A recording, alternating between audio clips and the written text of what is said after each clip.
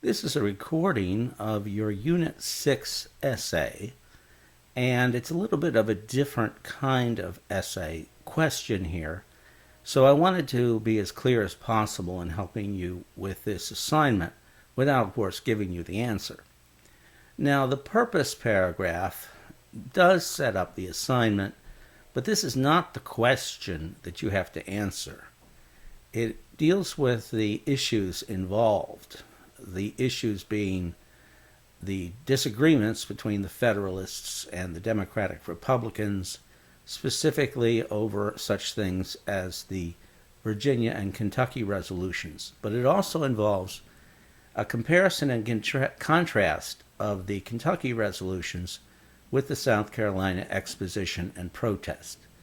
So you don't need to worry about the Virginia resolution, and you should not read that unless you want to, but you definitely shouldn't talk about the Virginia resolution in your essay. You're going to be talking about the Kentucky resolutions, what that was all about, and how it differed from the South Carolina exposition and protest.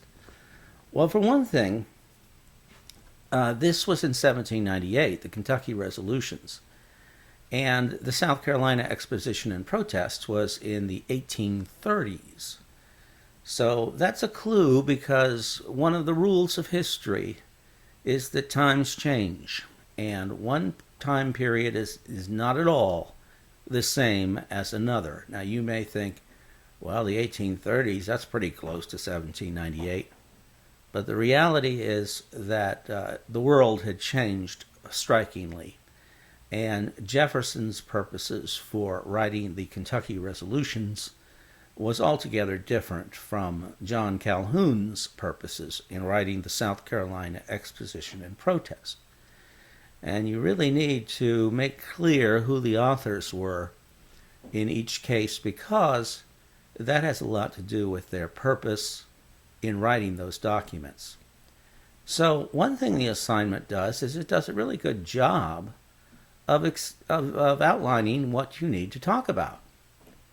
It says, write an introduction outlining the basic argument of state powers versus national powers. Now, you could discuss the debate between the Federalists and the Democratic Republicans on this point, but I think that's going to take too long. So I think what you ought to do is take up this suggestion and turn to the Constitution and find some parts of the Constitution that seem to argue different sides on the question of whether the states should have more power than the national government, or the national government more power than the states. If you can show the conflict in the Constitution, that is, the ambiguity in the Constitution on this point, you will have satisfied this first part of the question. Then you say, write a brief summary of why each document was written. What I'm talking about here is, what was Jefferson's purpose in writing the Kentucky resolutions, and what was Calhoun's purpose in writing the South Carolina exposition and protest. So you not only want to read these documents, but you want to read the textbook so that you know the context of these documents. I mean, Jefferson's not going to say, the reason I'm writing this is. You can read between the lines, but he's not going to talk about the context in the Kentucky resolutions. That's what your textbook does. And so you'll have to get that information from the textbook. Same thing is true for the South Carolina exposition and protest. Calhoun has some very ugly reasons for wanting to write this document. And he's not going to come right out and say, look at me, I'm doing this for an ugly reason. Instead, he will seem to try to cover up that reason. But his purpose involves that reason, and you need to include it. So that's, again, where the textbook comes in, which will help you. Okay, so then you write a paragraph for each of those documents. And then you write a paragraph of what the two documents have in common. That's pretty easy. And then you write a paragraph of what the difference is in the two documents. Well, The difference involves the purpose. As I said, Jefferson and Calhoun may have come to the same position, but they had totally different reasons for doing so, and you have to make those clear. And of course, when you read the documents, you will see some differences within the documents themselves. That might also be something you want to touch on, but this is just one paragraph of 6 to 8 sentences. Remember, all your paragraphs have to be 6 to 8 sentences. Then you write a conclusion that answers whether or not a state should have the ability to nullify a national law. This is in your opinion. I have had this assignment before, and a lot of times students will just dash off an answer.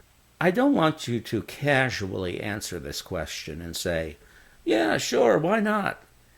But they don't have any reasons for why they think a state should be able to nullify a federal law.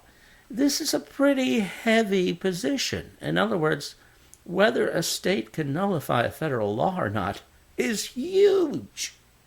Because if we had a state that could write its own laws, it presumably could not violate the Constitution, but it could violate federal laws. And so we would have, in essence, 50 different nations within the United States of America. There would be some similarities, but there would be huge differences. So you should not casually answer this question. You can take either side and you can still be right, because the last paragraph will be your opinion. State your opinion as if it were fact. But I want you to give a reason, and I want it to be logical. I won't be grading this last paragraph very severely because it is your opinion. But if your reasoning is totally illogical, that is more or less a grammatical problem, which may affect your grade slightly. So keep that in mind.